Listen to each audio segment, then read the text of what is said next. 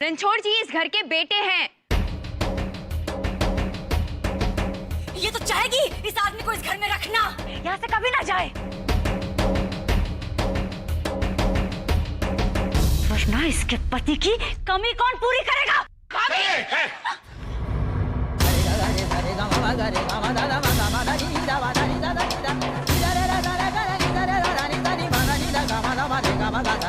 तू मत पड़े सब में, शांत रहे।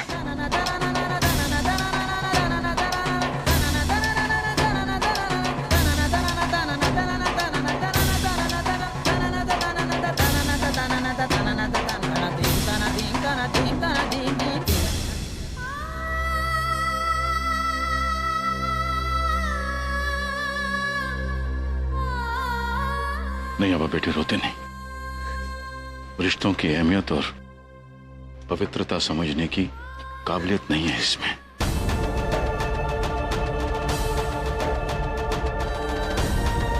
किसी को हो न हो, हमें तुम पर और रणछोड़ पर पूरा भरोसा है।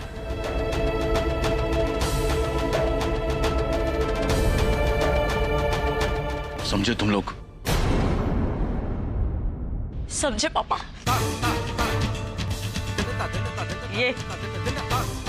ये आपके अपने और बड़ा है।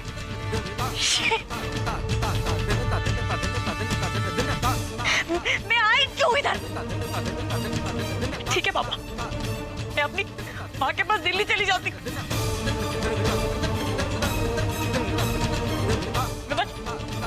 चलिए विमल। कोई जरूरत नहीं है शैली, कोई जरूरत नहीं है।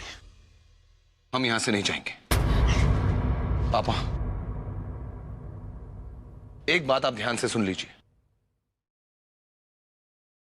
इस घर से अगर कोई जाएगा तो वो जाएगा जो इस घर का हिस्सा नहीं है।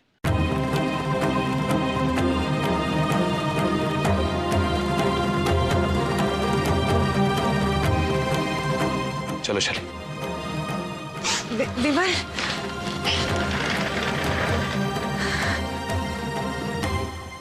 बेटा तू अंदर जा, आराम कर। जा।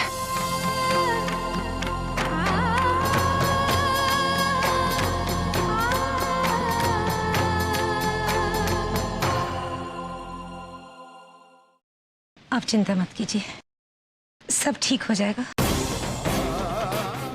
मैं सब ठीक कर दूंगी। पता नहीं क्यों बच्चों जैसे लड़ते हैं ये लोग।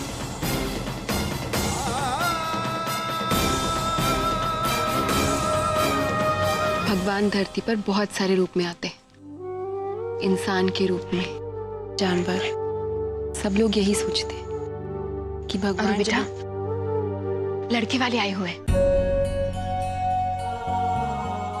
माँ, लेकिन माँ मैंने आपसे कहा था ना बेटा, लड़का भी एमडी है और बहुत मुश्किल से अच्छा रिश्ता आया है। मैं नील को ऐसे छोड़कर कैसे जा सकती हूँ? मैंने कहा ना, चल मेरे साथ चल। अच्छा ठीक है, मैं आती हूँ आपके साथ। आपने काका से कह दिया ना, क्यों नहीं यहाँ पे रुकना नील के साथ? हाँ बाबा, मैंने कह दिया है गोकुल से कि वो नील के पास में ही रहेगा। अब तू इसकी चिंता छोड़ और चल यहाँ से।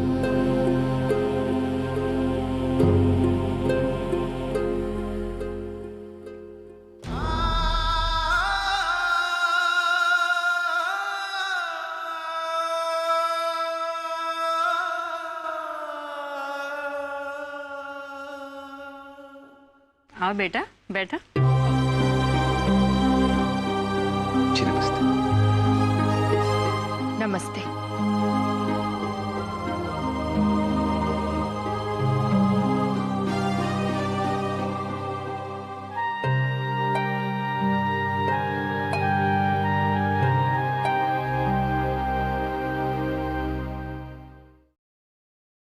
नील कितने बेचैन लग रहे हैं। मैं क्या करूं उन्हें ठीक करने के लिए? नील का मुझे ढंग से ख्याल रखना होगा। जिस तरह उन्होंने अपना सर गाड़ी से टकराया, वो कुछ तो कहना चाहते हैं। मैं क्या कर सकती हूँ उनकी दिल की खास बात समझने के लिए? मुझे कुछ तो करना होगा। बेटा तुम लोग कुछ बात करो। जी मम्मी, देखिए आपके बारे में कुछ बातें पता चली है मुझे, लेकिन आपकी पसंद नापसंद क्या है मैं खुद आपसे सुनना चाहता हूँ।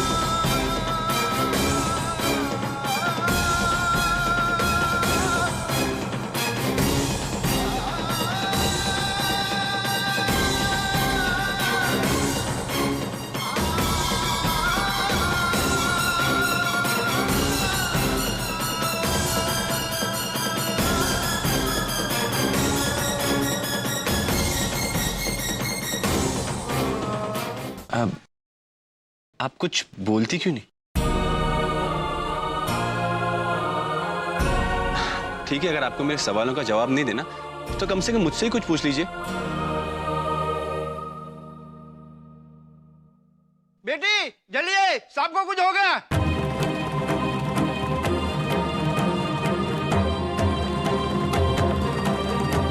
नील, नील, नील क्या हुआ?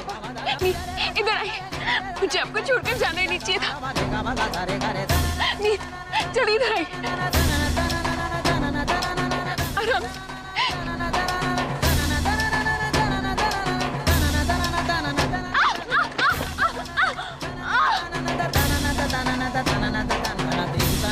संभालिए अपने आपको। नील, उठिए। मैं समझती हूँ आपकी आवाज नहीं है।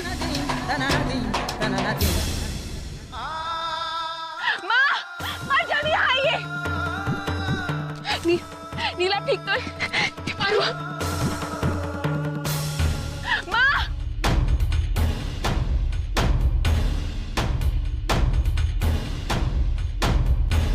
हिम्मत रखिए नील। बेटा, क्या हुआ बेटा? माँ जल्दी से एसी बंद कीजिए। गोकुल, गोकुल आकर के एसी बंद करो जल्दी। अरे क्या हुआ बेटा? अरे बेटा, बेटा तेरे हाथ से खून आ रहा है बेटा। माँ नील को देखिए, माँ नील को देखिए। नील आंखें खोलिए। नील बेटा, बेटा बेटा तूने इसके लिए अपने आप को चोट लगा ली। बेटा तू कितना करेगी इसके लिए? हाँ, वो भी एक अनजान व्यक्ति के लिए। नील इसके सामने तुझे अपनी कोई फिक्र नहीं रहती। उठ यहाँ से, चल चल, मैंने कहा ना उठ बेटा उठ। मुझे तुझसे कुछ बात करनी है। रू, उठ, चल यहाँ से, चल मेरे साथ। काका ने इसी बंद किया उसने, चल मेरे साथ।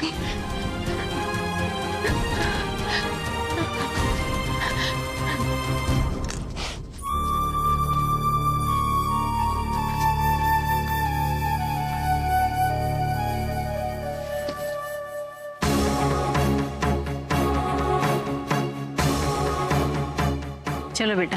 जी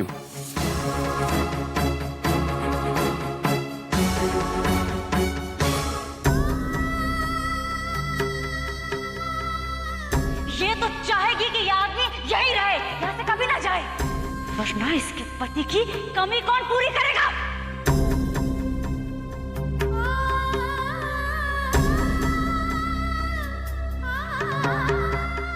सुन, तेरे डॉक्टर की अपॉइंटमेंट है आज, तैयार हो जा। हम अकेले चले जाएंगे। ये तो शैली की वजह से बोल रही है ना? तेरे को मैं 10 बार बोल चुका हूं, साला कुत्तों के भौंकने से हाथी की चाल नहीं बदलती है। लाइफ में किसको और किसकी बात को कितना इंपॉर्टेंस देना है ये अपने पे डिपेंड करता है। तेरे को मालूम है वो कैसी है? जो भी हो, हम नहीं चाहते किसी और को कुछ बोलने का मौका मिले और कोई हमारे रिश्ते पर कीचड़ उछाले। हम चले जाएंगे। ठीक है, तो माँ के साथ जा। माँ और पापा मंदिर गए हैं, हम अकेले चले जाएंगे। अरे तू फालतू में जिद कर रही है, बात सुन। हमने कहा ना हम अकेले चले जाएंगे।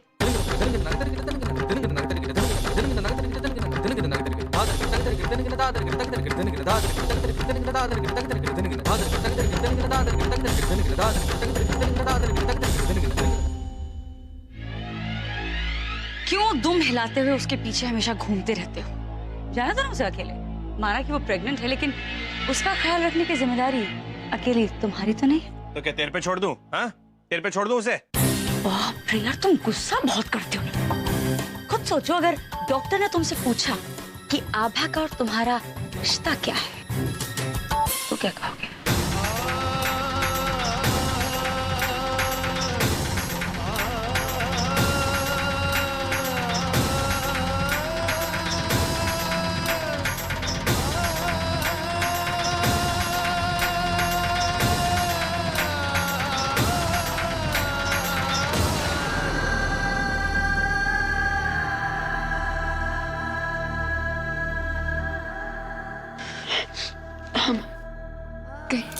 एक बात का सच सच जवाब दे मुझे, क्या तू नील को चाहने लगी है?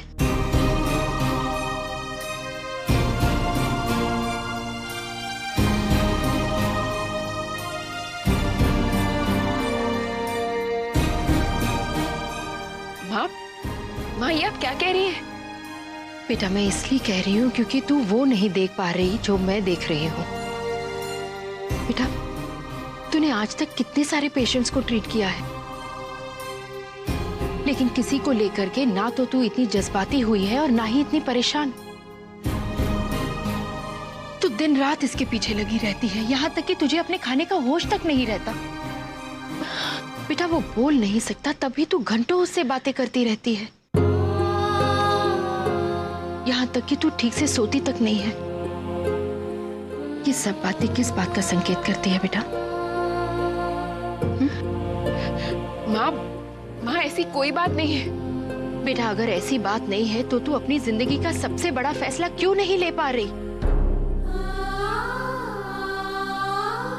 सिर्फ इसकी वजह से? बाहर लड़के वाले आए हैं तेरा रिश्ता लेकर के, लेकिन एक तू है जिसे सिर्फ और सिर्फ नील की चिंता हो रही है। क्यों अरु, कभी सोचा है तूने इसके बारे में? बेटा मैं तेरे सारे पेशेंट्स के बारे में जानती हूँ।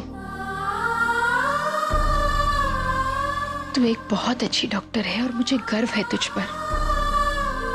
लेकिन बेटा इस बार बात कुछ और है।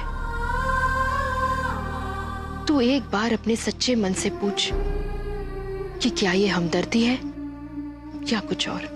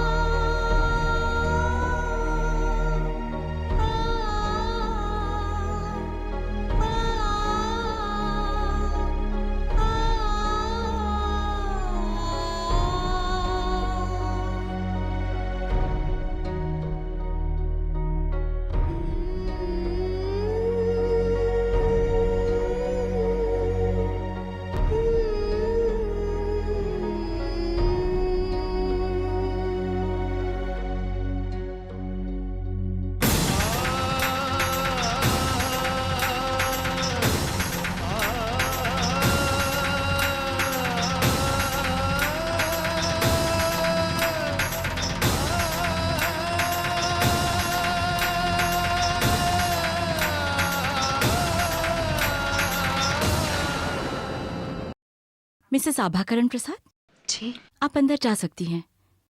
आप चाहे तो अपने पति को भी अंदर ले जा सकती हैं। पति?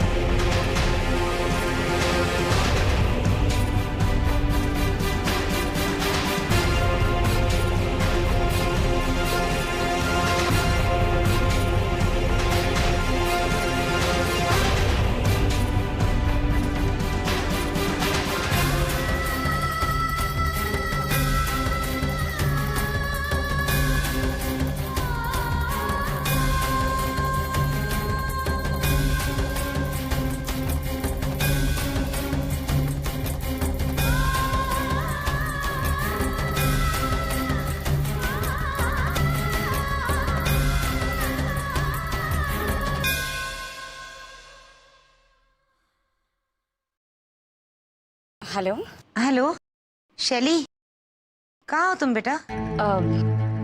माँ, वो मैं डॉक्टर के पास जा रही थी चेकअप करवाने। तुम अकेली हो? जी जी, बिल्कुल अकेली। अच्छा बेटा, अपना ध्यान रखना और जल्दी आ जाना। हाँ बिल्कुल।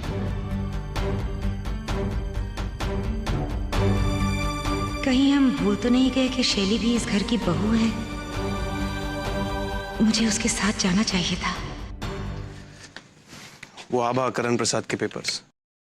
मैं रणछोड़ हूँ, उनका पति नहीं हूँ। I am sorry. वो कहना एक्चुअली उनके पति मेरे जुड़वे भाई थे, तो हम लोग सेम दिखते हैं। सॉरी, मैंने तो इसलिए कहा था कि इन पेपर्स पर उनके पति के साइन चाहिए।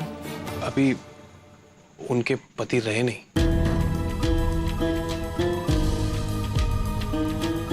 तो मैं रिलेटिव करके साइन कर सकता हूँ? श्योर। Thank you. पेमेंट का हो गया ना सब? जी।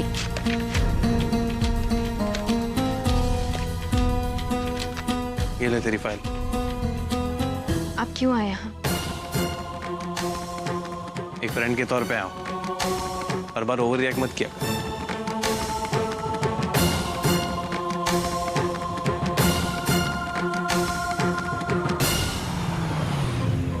सुनो, तुम जाओ।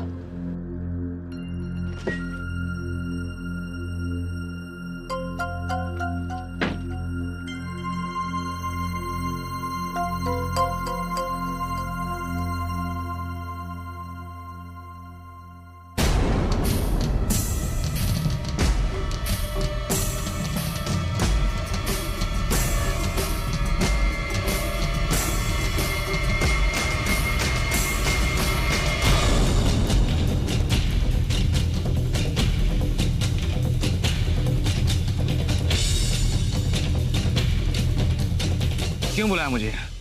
आप कौन सा काम आ? दुष्यंत, वो और मैं क्यों सुनूं आपकी बात? याद है पिछली बार? दुष्यंत, एक मिनट। मैं उस वक्त करती भी तो क्या करती? सिचुएशन तुम जानते थे।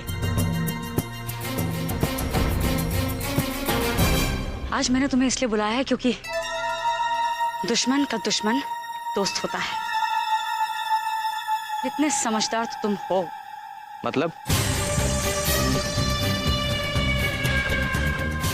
ये दुष्यंत कि मैं तुम्हें एक बहुत अच्छी डील ऑफर करूंगी, क्योंकि तुम्हारा और मेरा दुश्मन एक है।